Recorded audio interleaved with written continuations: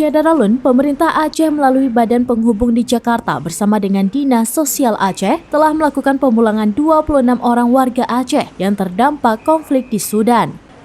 Mereka dipulangkan dari Jakarta setelah sebelumnya menginap di Mes Aceh dan Asrama Haji Pondok Gede.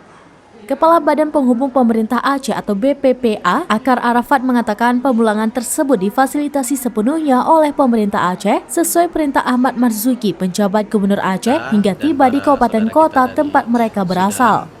Untuk langsung menuju ke daerahnya sampai ke kabupaten kota masing-masing. Ini menjadi fokus perhatian Bapak Gubernur, terutama sejak terjadinya konflik Sudan. Beliau memberikan perhatian khusus, memerintahkan kami untuk memantau, dan sampai saat ini telah kita laksanakan perintah beliau mengambil langkah-langkah untuk proses evakuasi dan pemulangan, tentunya dengan total ada 26 orang yang terdata dan akan terbang melalui Bandara Soekarno-Hatta, Tangerang, Banten pada Senin 1 Mei 2023. Adapun ke-26 itu terdata dalam kloter pertama, sementara masih ada 2 kloter lagi akan tiba di Indonesia dengan total keseluruhannya masyarakat Aceh sekitar 57 orang. Dari Jakarta, Indra Wijaya, Selaminus.com.